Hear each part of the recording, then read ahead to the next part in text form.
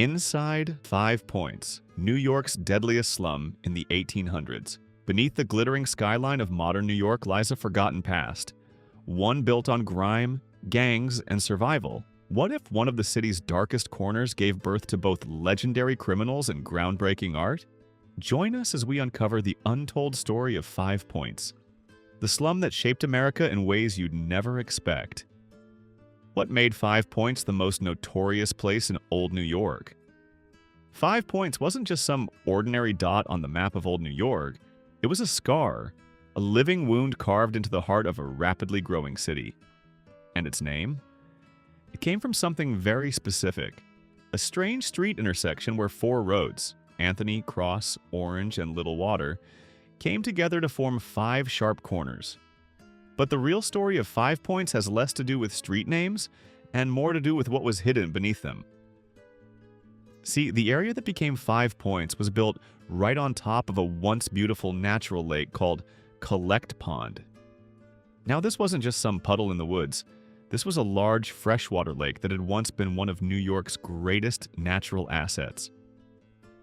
In the city's early days, Collect Pond provided people with clean drinking water and fresh fish. It helped fuel the early growth of the city, offering something that every booming town needs, a reliable water source. But as New York exploded in size during the 1700s and early 1800s, things took a nasty turn. More people meant more industry, and soon factories, tanneries, and slaughterhouses started popping up along the lake's edge. These businesses dumped everything, blood, chemicals, animal parts, straight into the water. And no one stopped them. Bit by bit, the clean, clear lake turned into a toxic cesspool, black with filth and choked with waste. Eventually, the pollution got so bad that the city had to do something. But instead of fixing the root problem, they went with what seemed like a quick fix. They filled it in. In the early 1800s, city leaders decided to bury Collect Pond beneath layers of dirt and garbage. And here's the worst part. They didn't clear out the rot first. They just dumped landfill right on top of decomposing vegetation and trash. The result? A slow, smelly disaster. As that buried plant matter began to break down, it released massive amounts of methane gas, making the ground soft, unstable, and prone to flooding. Without proper drainage, the whole area turned into a stinking swamp. It was so bad that people walking through would hold camphor-soaked cloths over their faces just to breathe. And the smell? It wasn't something you could get used to. It clung to everything, your clothes, your skin, your memory. No wonder the wealthy packed up and fled. The middle and upper classes wanted nothing to do with 5 Points. They left in droves, abandoning the neighborhood to rot. Who was left behind? The poor. Immigrants especially. Those with nowhere else to go. By the 1820s, 5 Points had become the city's most infamous slum, and by the 1840s, it was being called one of the worst neighborhoods in the entire Western world. This mess wasn't just an accident. It was the result of bad planning, short-term thinking, and a complete disregard for public health and the environment. Burying the pond was like putting a bandage on a bullet wound. It might hide the problem for a while, but underneath things were only getting worse. That's what made 5 Points such a tragic place. It wasn't just a slum, it was a man-made disaster, one that trapped thousands of people in an environment so toxic that even breathing became a challenge. But time moved on, and eventually so did 5 Points. By the early 20th century, the city began to change. Bulldozers moved in.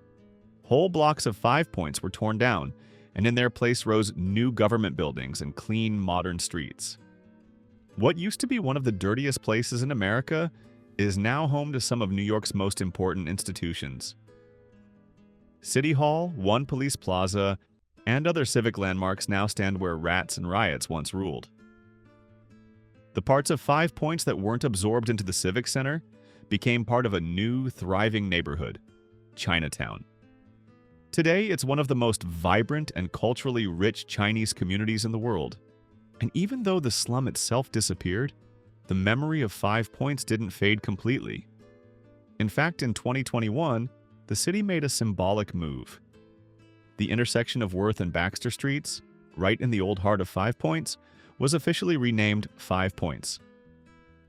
It was a small but powerful gesture to honor the neighborhood's history. To say, we remember, we've come a long way. What was once a symbol of filth, corruption, and human misery is now a part of a dynamic, modern city. The transformation of Five Points shows us something important. Cities can fall apart, but they can also rebuild. They can change. They can learn from their mistakes. And they can rise. Did you already know about 5 Points before this video, or was this your first time hearing the full story? What it was really like to live in the 5 Point slum. Life in 5 Points wasn't just difficult, it was soul-crushing. The poverty there wasn't something you could escape. It wrapped around every building, every street, every breath of foul air. And nowhere was this more obvious than in the tenement buildings, where most of the poor immigrants were crammed together. These tenements weren't built for comfort, or even for basic human survival. They were overcrowded, dark, and so poorly ventilated that the air inside felt like a heavy, choking blanket. Many rooms didn't even have windows. Just imagine dozens of people packed into a single, stifling space with no fresh air, no privacy, and no light. But it gets worse. These buildings were often made of cheap, flimsy materials, and they were death traps. People called them fire traps, and for good reason. Fires could break out at any moment, and once they did, there was almost no way to escape. Stairways were narrow or blocked. There were no fire escapes. Entire families could be, and were, burned alive with nowhere to run. And if fire didn't get you, disease might. Cholera, measles, diphtheria, typhus, they tore through 5 Points like clockwork. There was no break, no mercy. The overcrowding, the filth, and the lack of clean water made this place the perfect breeding ground for epidemics. And the children suffered most. In just one block of The Bend in 1882, over 68% of deaths were children. That's nearly 7 out of every 10. Compare that to the rest of New York City, which was already bad at 46%, and you get a picture of how deadly 5 Points really was for the youngest and most vulnerable. The alleys themselves told the story. They were dark, slick with mud, trash, and raw sewage. Rats were everywhere. The smell wasn't something you could ignore. It was something you lived with. One resident summed it up in a sentence that still haunts history. If you live in this place, you ask for whiskey instead of milk. It wasn't just a cry of despair, it was a coping mechanism. For many, alcohol was the only escape from a world that offered nothing but pain. But even in the darkest corners of 5 Points, there were people trying to bring light. One of them was Jacob Riis, a Danish-American journalist, photographer, and social reformer. Born in 1849, Riis saw the horror of 5 Points up close. Working as a police reporter in the 1880s, he carried with him something brand new: flash photography. With it, he captured images of real people living in real filth. Photos that shocked the public in ways that words never could. In 1890, he published a groundbreaking book, How the Other Half Lives. It didn't just describe poverty, it showed it. The wealthy and middle classes of New York, many of whom had never seen the slums for themselves, couldn't look away anymore. Riis dragged the truth into the light. He called Mulberry Bend, one of the worst parts of 5 Points, a giant pigsty of humanity. In grim detail, he wrote about filthy shacks, soaked in damp and rot, tucked into alleys with names like Bottle Alley and Bandit's Roost. Vendors shouted in the streets, peddling suspicious food. Kids played in piles of garbage. And inside those tiny homes, no plumbing, no heat, no space, just people. Too many people trying to survive. Riis believed that dirty houses make dirty people, not because he blamed the residents, but because he saw how the environment shaped human dignity. He noticed the gender roles too. Women doing the heavy labor, carrying vegetables and firewood on their heads, while men stood on street corners, smoking pipes and arguing about politics or nothing at all. But Riis wasn't just reporting, he was fighting. His work stirred up real change. Laws were passed, buildings were condemned, slums were cleared. He proved that when you show people the raw truth, you can force the powerful to act. Now, while 5 Points was a place of extreme poverty, it was also something else. A melting pot unlike any other in the United States at the time. After slavery ended in New York on July 4, 1827, many newly freed African Americans settled in 5 Points. Around the same time, waves of Irish immigrants, many fleeing famine and hopelessness back home, began arriving too. The two groups had their differences and tensions often ran high, but they lived side by side. And that matters, because this wasn't just a neighborhood. It was one of the first major examples of voluntary racial integration in American history. Not perfect, not easy, but real. The forces of desperation brought people together in ways that wealthier parts of society couldn't imagine. By the 1840s and 1850s, Italian immigrants began to arrive too. Mulberry Bend gradually evolved into the roots of what would become Little Italy, one of New York's most iconic neighborhoods. And of course, life wasn't easy for any of them. All of these groups, African Americans, Irish, Italians, faced deep prejudice from police, city officials, and the public. They were seen as lesser. They were blamed for the city's problems, and they were often ignored when they needed help the most. So, what did they do? They turned inward. They built their own support systems, informal networks of trust, protection, and sometimes, yes, even gangs. These weren't always criminal by design.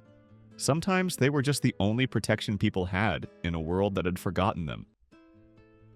In the end, the cultural diversity of 5 Points was both its greatest strength and its greatest challenge. It brought incredible energy, art, and resilience, but also conflict, tension, and hardship. And yet, it remains one of the most important chapters in the story of New York, a place where the very poorest helped shape the future of a city and, in many ways, a nation. How tap dancing, gangs, and riots all rose from America's worst slum. It might seem unbelievable, even absurd, to say that one of the world's filthiest, most violent slums also gave birth to a bold new art form. But it's true, and it's one of the most fascinating chapters in the story of 5 Points. Out of the mud, misery, and mayhem came something truly original: tap dance.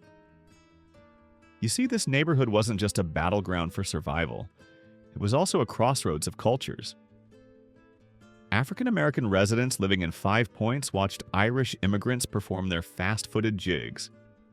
Then they took that rhythm, added their own deep musical traditions, and created something brand new. The result? A unique percussive style of movement that would become tap dancing, a blend of syncopation, soul, and street rhythm. But this wasn't just dance. This was art born from adversity. It was how people made music with their feet when they had no instruments, how they celebrated in the face of pain. It was resilience, rhythm, and raw talent, expressed through every stomp, shuffle, and spin. One of the earliest and most influential pioneers of this style was a young African-American performer named William Henry Lane, better known as Master Juba, or the King of All Dancers. In the 1840s, he brought early tap to life at Almack's Dance Hall, located at 67 Orange Street, right in the middle of 5 Points. That very spot is now Columbus Park, but back then, it was ground zero for a cultural revolution. Almack's wasn't just a dance club, it was a melting pot of music and movement.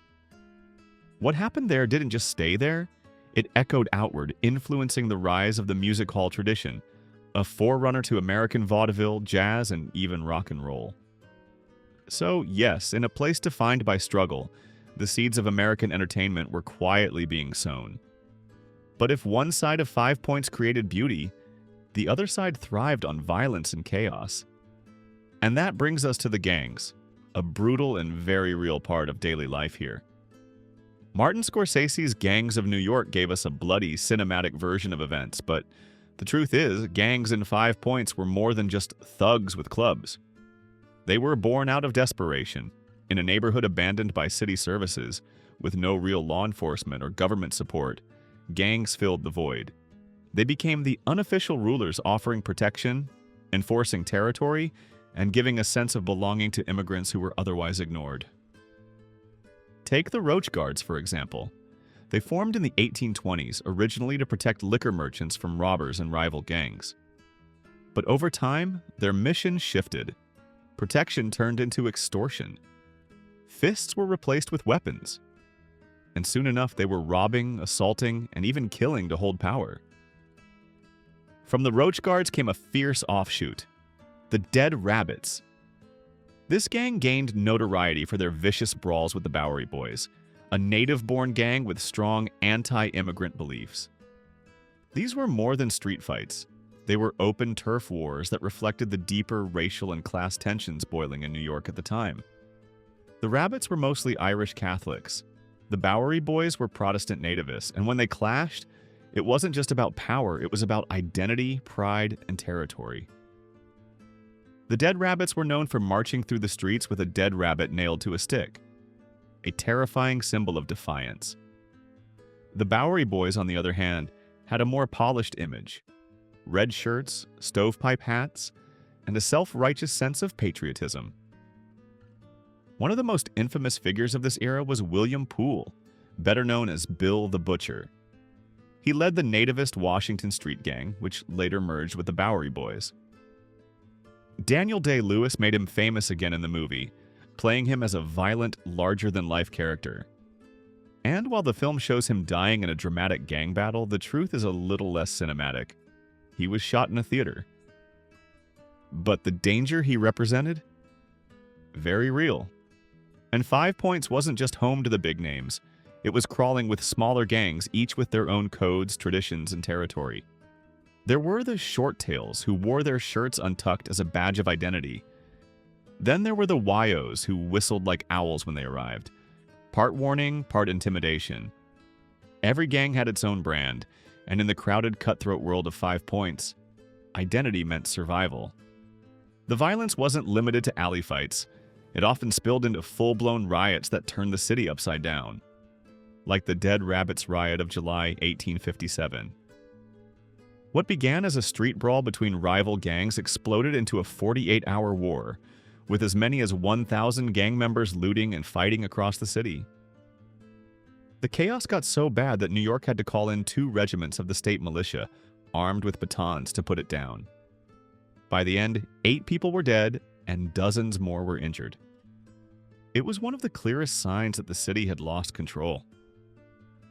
Then came the New York City draft riots of 1863. While not limited to 5 Points, many gang members, including the Dead Rabbits, took part. These riots were fueled by outrage over a new law that forced poor men to fight in the Civil War while the rich could pay their way out. The result? A violent explosion of class rage. Buildings were torched, mobs ran wild, and the city burned for days.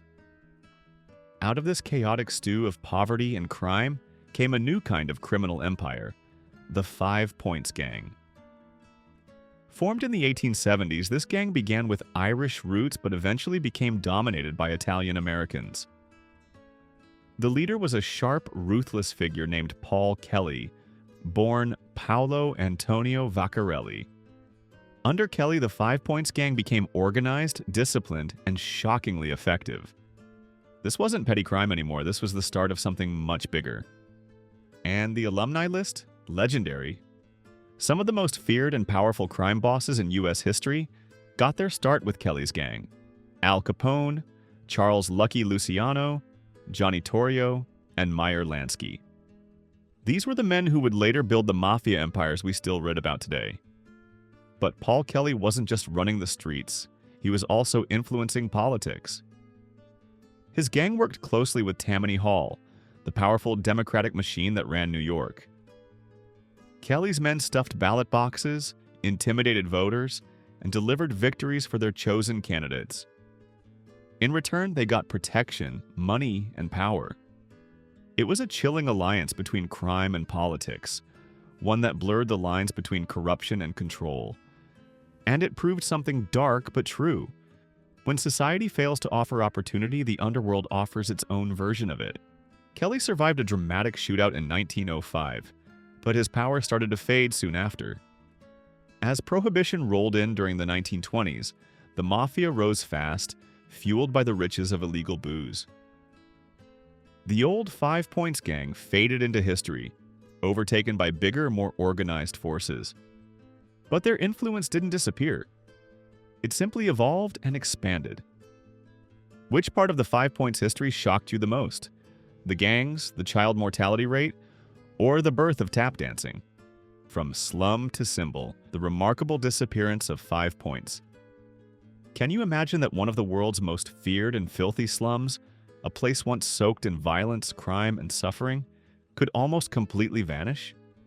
That the streets once infamous across continents could be wiped from the map and reborn as peaceful green parks? It sounds impossible, but that's exactly what happened to 5 Points. Today, the old neighborhood is nearly unrecognizable. The decaying tenements are gone, and many of the streets that once formed its 5 corners have either disappeared or been renamed. Anthony Street is now Worth Street. Cross Street has become Moscow. Orange Street was renamed Baxter. And Little Water Street, it no longer exists at all. These aren't just new names. They're symbols of a city trying to bury a painful past. In 1892, the city finally stepped in and demolished what remained of the 5 Points slum. What rose in its place was more than just new buildings. It was a fresh start.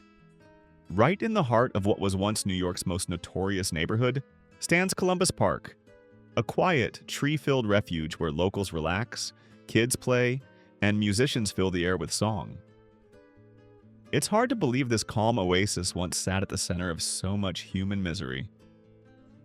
A few years later, in 1901, the city created Seward Park, adding even more green space to the area.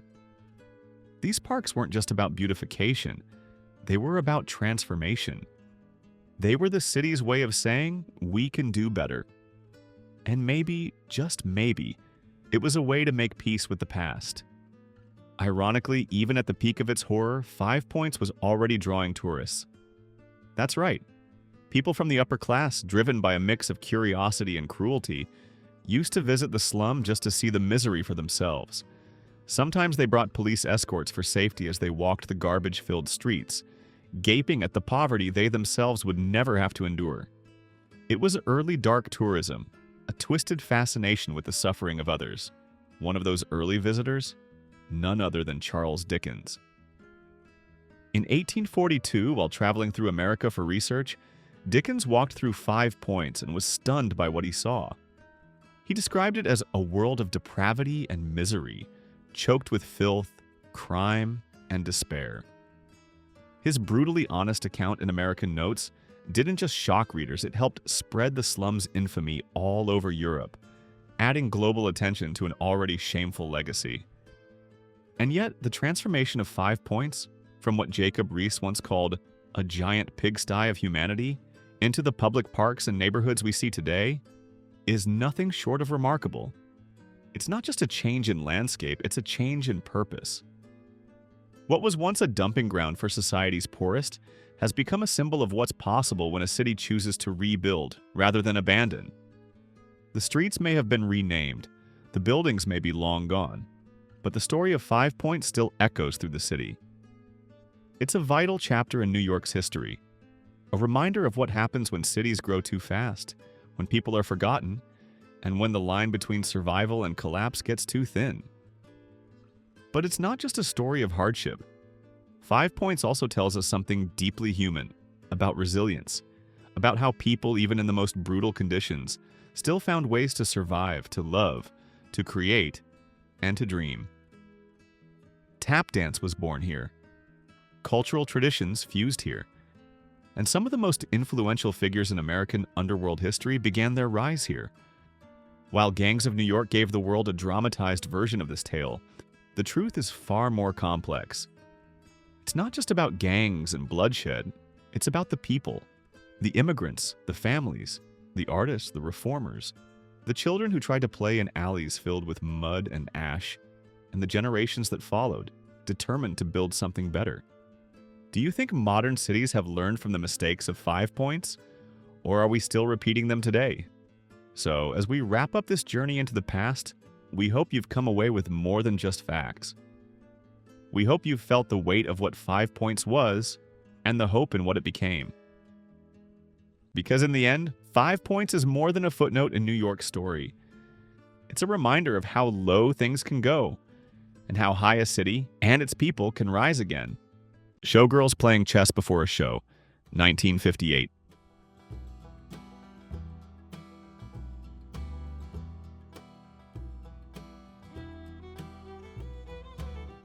On February 8, 1943, Nazis hung 17-year-old Lepa Radic for being a Yugoslavian partisan during World War II. When they asked her the names of her companions, she replied, "You will know them when they come to avenge me." Couple viewing, the Apollo 8 spacecraft launch, 1968.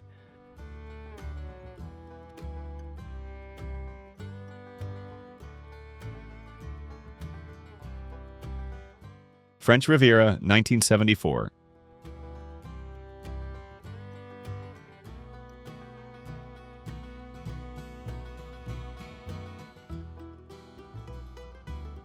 New York City's subway system, 1980.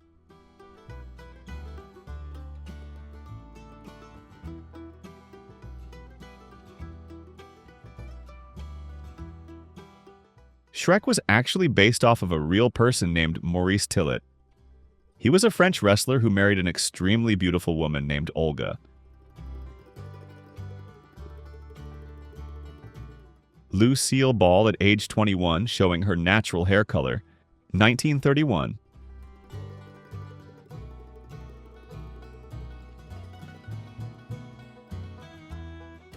Standing over 7 feet tall and weighing a massive 2,600 pounds, Big Jake is currently the world's largest horse. Harlem Grocer, standing in front of his store, 1937.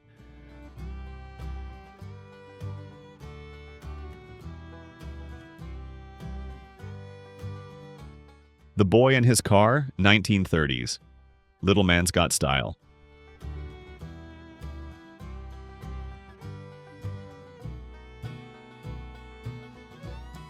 "100-year-old Korolevsky lock depicting Snow White and the Seven Dwarfs."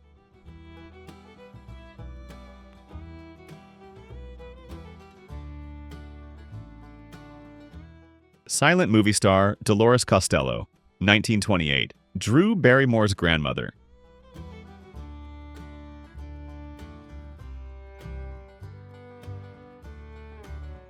Stripper in Clearwater, Florida, showing the judge that her bikini briefs were too large to expose her vagina to the undercover cops that arrested her. The case was dismissed, 1983.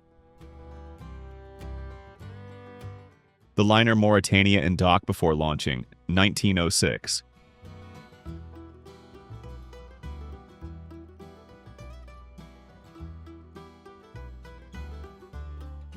1800 years old Roman shoes from York, England.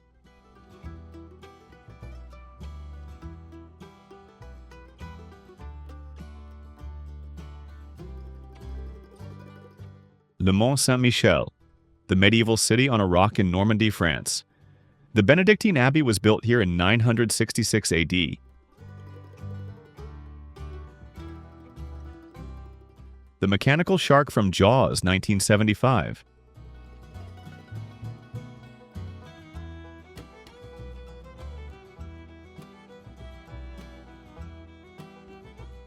Momcilo Gavrich, the youngest soldier of World War I, was 7 when his family was massacred and he joined the Serbian 6th Artillery Division. He became a lance sergeant by age 10 and survived the war. A Czech immigrant mother and her children. Chicago, Illinois, 1890s.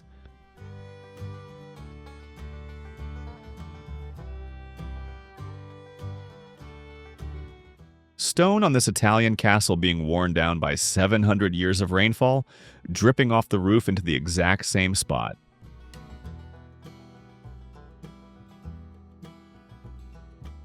A 32-pound rail-mounted Brooke naval rifle used by Robert E. Lee's forces at the Siege of Petersburg in the American Civil War, 1862. A 1966 Batman water gun. Kids love it. So does Batman.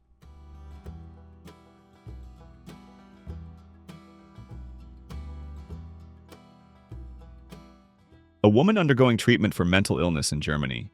She stands in a narrow cell with her arms fixed to the wall. 1890.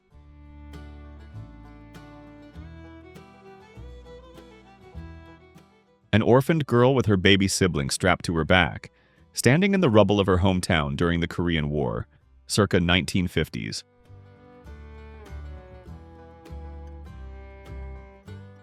A horse-drawn cart passes through a section cut out of the base of a giant sequoia at Yosemite Park, California, circa 1879.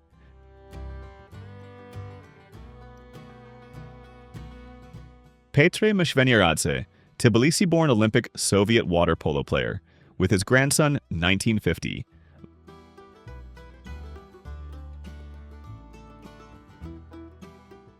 Viking combs. The Vikings were very particular about their hair.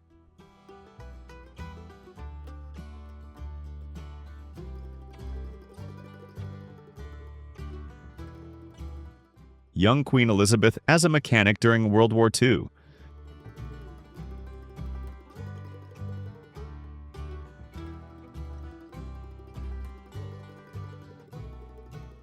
Two nurses from the Red Swastika Society, the Chinese equivalent of the Red Cross, circa 1935.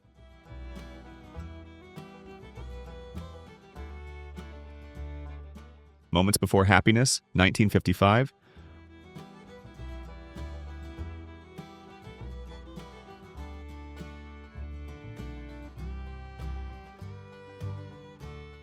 Rolls-Royce homemade street sweeper, 1930s.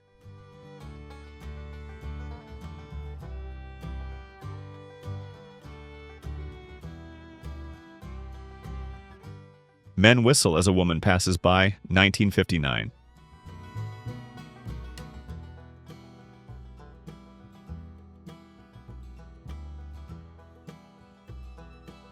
Please God, please, don't let me be normal. Sigourney Weaver's high school yearbook picture, 1967.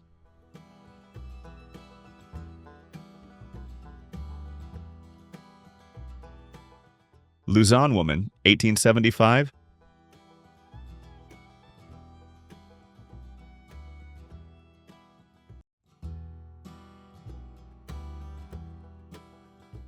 The two Kashmir giants posing with the American photographer, James Ricalton, 1903.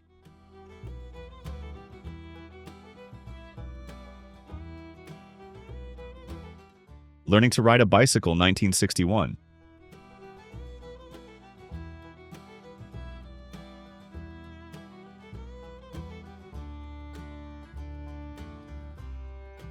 Dad, let's take a picture that will make Mom angry.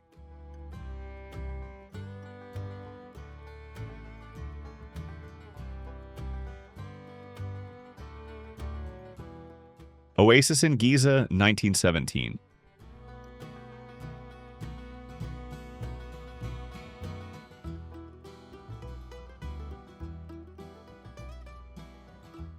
New York children, sleeping on the fire, escape to keep cool. At night, early 1900.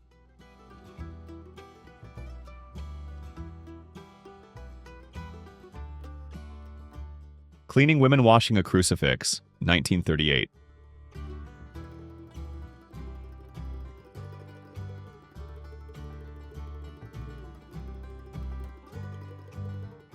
An Egyptian axe estimated to be around 3,000 years old.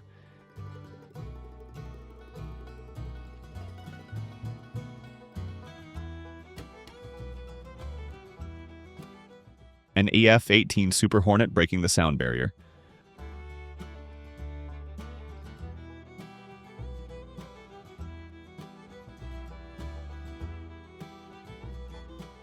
Milan Cathedral in Italy. The cathedral took nearly 6 centuries to complete. Construction began in 1386, and the final details were completed in 1965. This is why some mail in Lancashire, England, never gets delivered.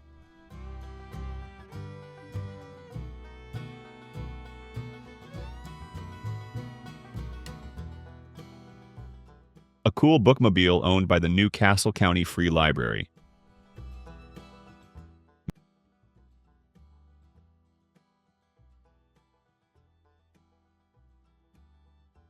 Mississippi's first interracial marriage, August 1970.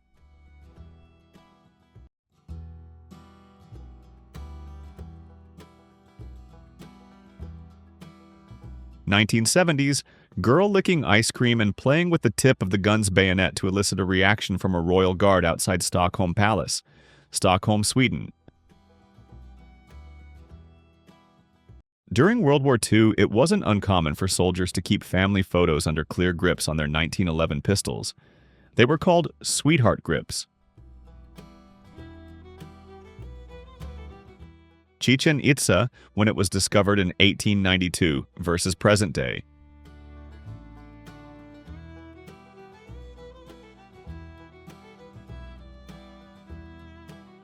The medieval Eltz Castle in Virchum, Germany has been owned and occupied by the same family for 850 years, 33 generations to be exact. A 1959 Cadillac bicycle.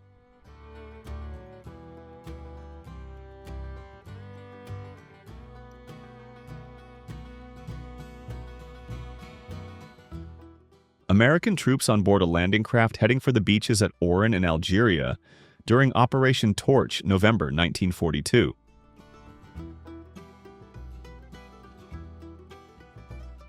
The sophisticated Victorian fashion in 1887.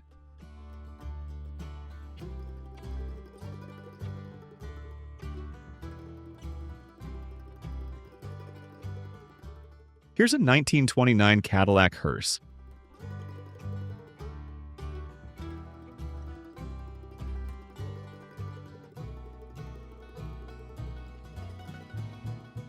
This method, also known as the Spanish donkey, was used mostly for female criminals.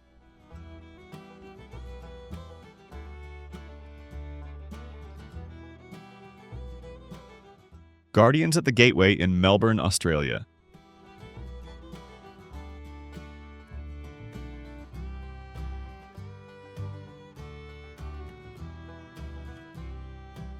Three people pose for a photo whilst wearing face masks during the second wave of the Spanish flu in California. 1918.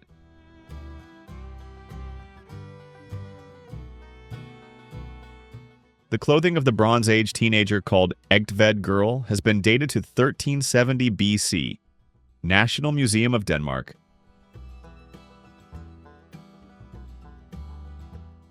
Vintage tennis photo women smoking cigarettes, 1930s.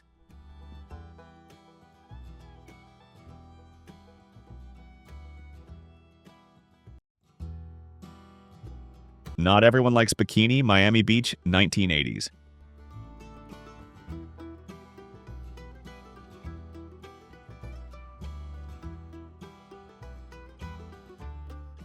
Hippie dad walking with his daughter, Amsterdam, 1968.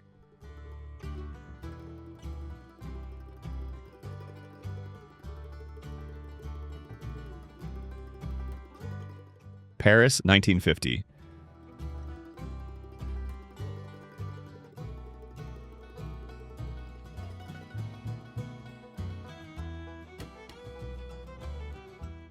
Inuk man teaching a boy how to shoot, circa 1920.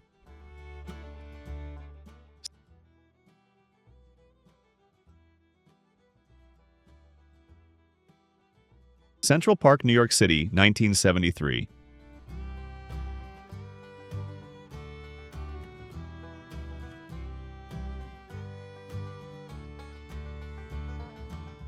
Kiss Band with their parents, 1976.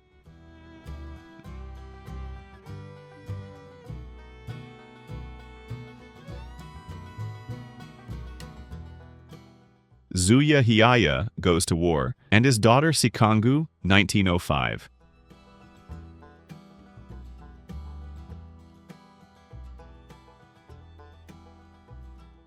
Easter eggs for Hitler. Two African-American GIs pose. At Easter time with personalized infantry shells. WW2, 1940s. A dude gets arrested for growing marijuana in the mid-70s.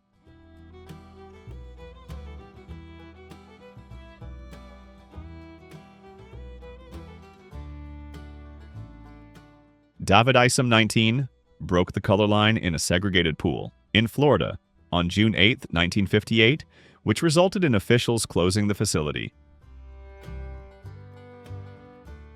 New York City, September 11, 2001.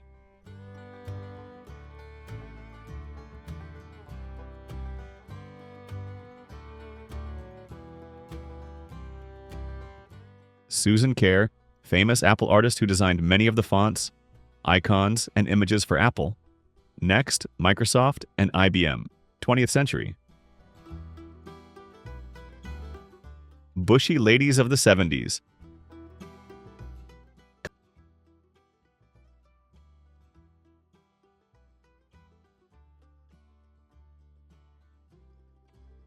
Couples in a bar, 1959 Pittsburgh.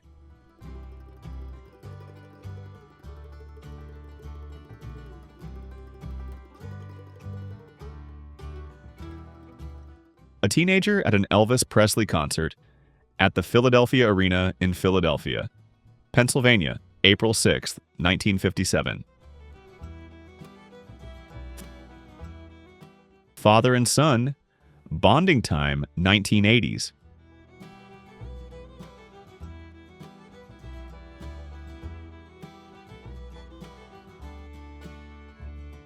Teenagers at a party, in 1947, Tulsa, Oklahoma. Photo by Nina Lean. Teenagers celebrating at the party. Shooting the original MGM logo, 1928.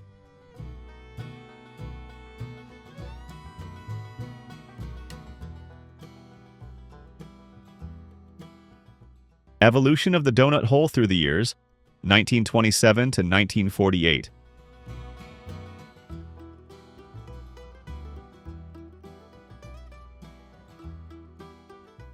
A water-damaged edition of Alice's Adventures in Wonderland.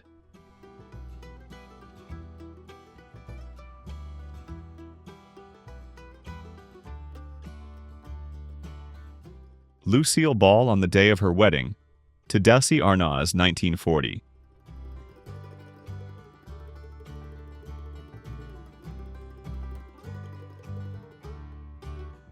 Lawrence Brooks, oldest World War II veteran, aged 110, holding a photo of himself.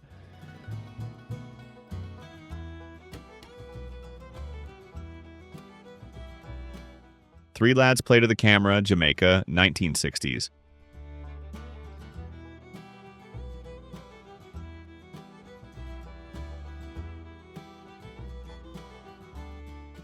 Oxford 1810, Oxford 2015.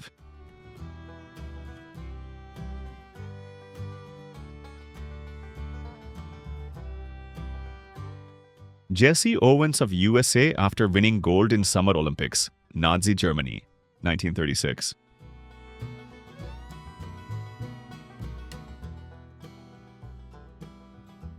From 1785 to 1922, White Wolf, also known as Chief John Smith, said to have lived 137 years. One of the rare photographs of a slave ship. This was done by Mark Ferez in 1882.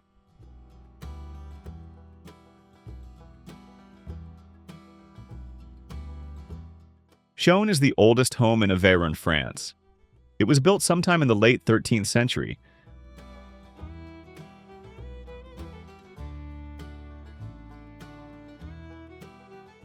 A lady with strings of pearls around her neck and a chiffon scarf around her nose and mouth during the Great Smog in London, 1952, which ended up killing 12,000 people during its 5 days long stay. Michelle and Barack Obama photographed on their wedding day, 1992.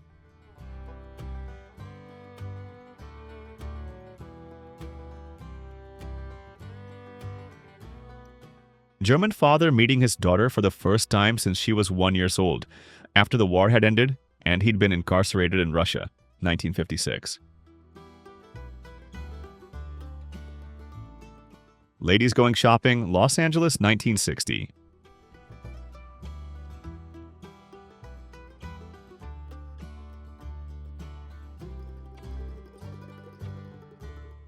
Coney Island, Brooklyn, New York, July 4th, 1949.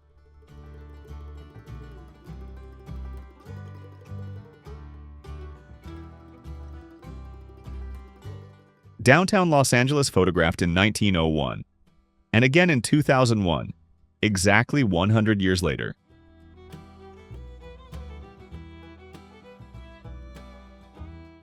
A captured 13-year-old German soldier drinks coffee aboard a small Allied landing craft LCI, departing from Normandy to England. July 4th, 1944. Giant groundsels, prehistoric plants found on top of Mount Kilimanjaro.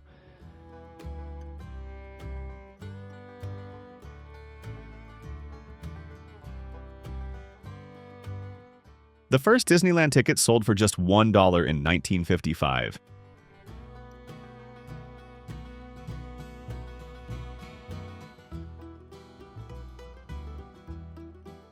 A member of the 369th Infantry Regiment, aka Harlem Hellfighters, holds a puppy that he saved during World War I, 1918.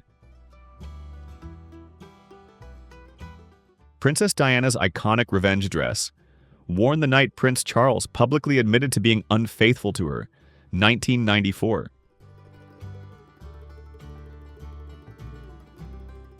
President Lincoln before and his presidential term.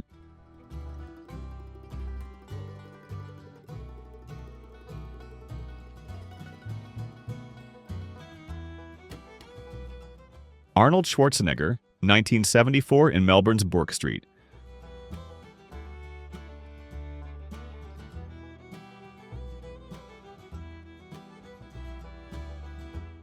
Brothers Lysenko, all 10 went to the front of the Second World War and all 10 returned.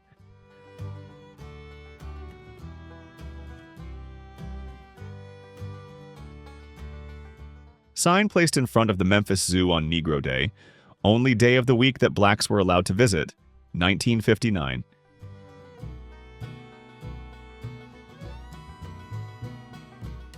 Cutlery designed by Salvador Dali, 1957.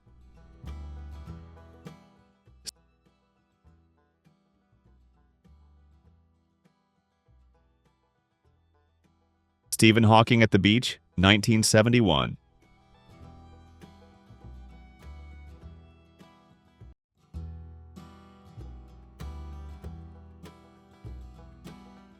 Student's facial expression in a sex class, 1929.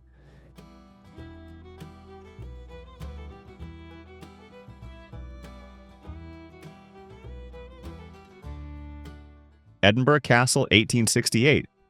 Photographed by George Washington Wilson.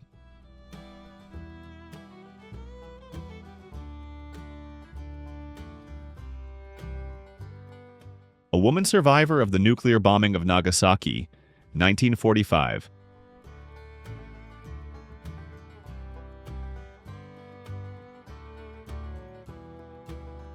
First ever drawings of the moon made by Galileo Galilei, after observing it through his telescope in 1609.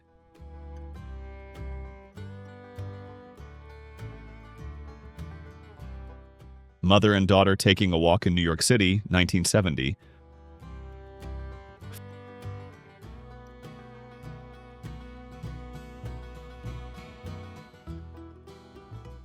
Photograph of the Duomo di Milano Cathedral, Milan, Italy, circa early 1900s.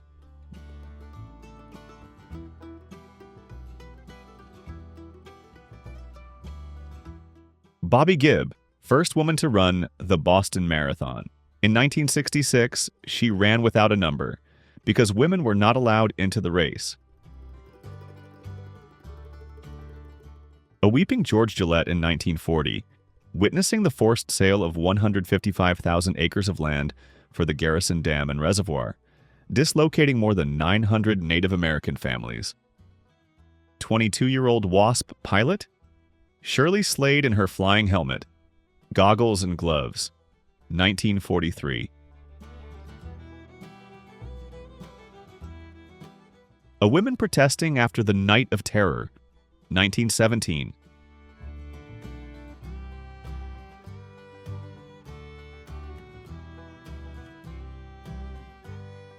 Photograph showing inventor Charles S. L. Baker and his assistant demonstrating heating radiator system, 1906.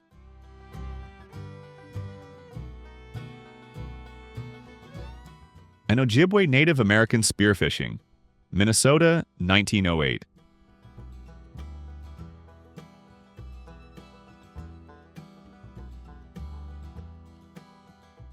A Jewish Hanukkah. Menorah defies the Nazi swastika, 1931.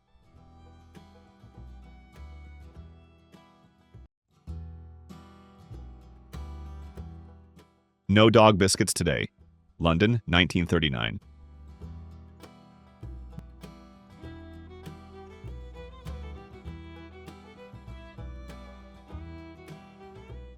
Bride leaving her recently bombed home to get married, London, November 4th, 1940.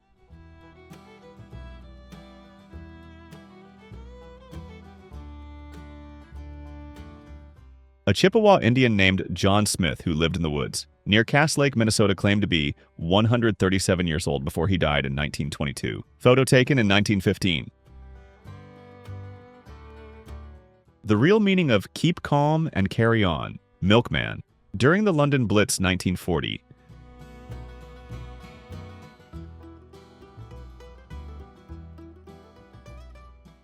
This 16th century plague doctor mask has been preserved and is currently displayed at the German Museum of Medical History.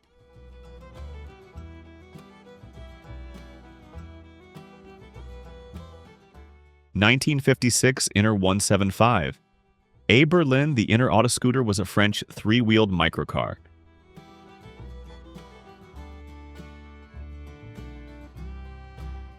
John F. Kennedy on the campaign trail in West Virginia, 1960.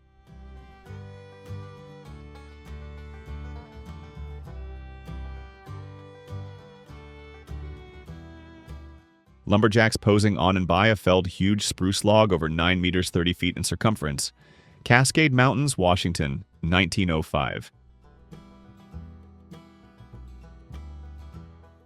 This is Carrie Kirk, a 101-year-old formerly enslaved woman, attending a literacy class in Cleveland, Ohio in 1938.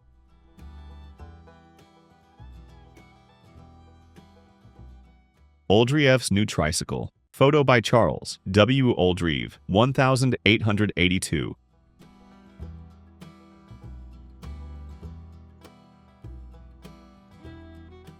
Russian and American soldiers, 1945.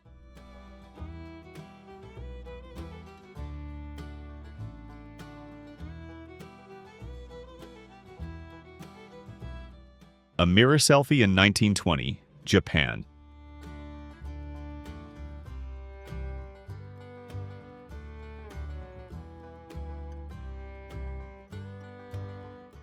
William Leonard Hunt, aka the Great Farini, a famous showman in Victorian England, posing with Crow, a girl from Laos. Crow was touted as the missing link in the story of evolution. London, 1880s.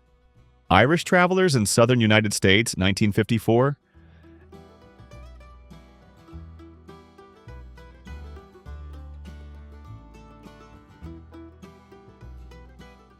Albert Einstein wearing flurry slippers in front of his home in Princeton, New Jersey, circa 1950s.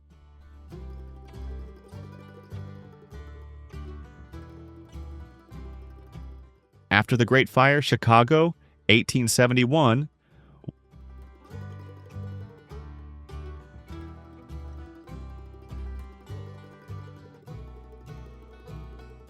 One of the earliest photos showing a Native American with a wolf. Unlike the myths created about wolves by settlers, Indians maintained a close and respectful relationship with wolves. Chicago, 1957. A couple who moved into an all-white neighborhood looking at graffiti in front of their home.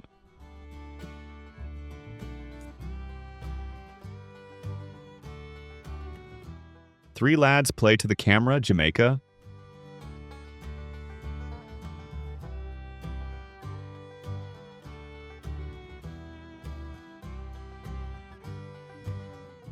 Queensboro Bridge, aka 59th Street Bridge, under construction, 1905.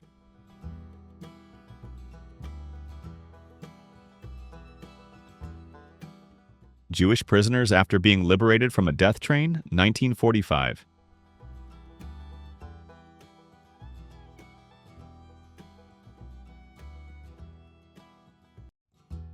(1959) Curtiss-Wright Model 2500 air car.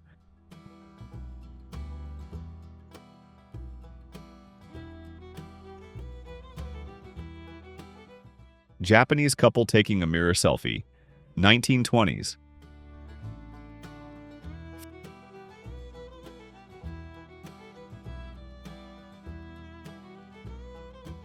In 1969, when Black Americans were still prevented from swimming alongside whites, Mr. Rogers decided to invite Officer Clemens to join him and cool his feet in a pool. That's a genuinely happy-looking family, USA, 1959.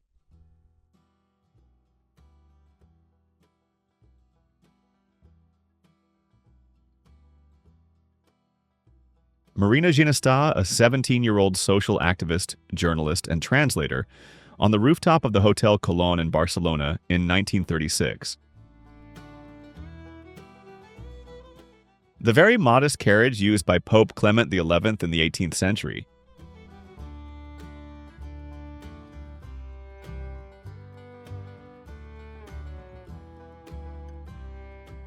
A beggar catches up with the carriage of King George V, London, 1920.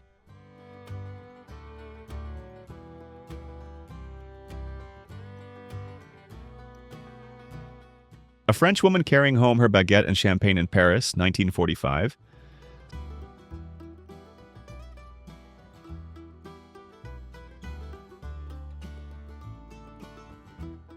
"700-year-old house in Iran."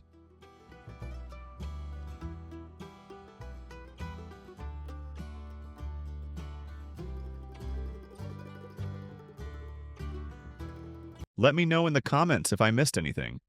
Don't forget to like, subscribe, and share. Past Not Past with someone who loves hidden history. Thanks for watching, and stay tuned for more stories that shape the world we live in today.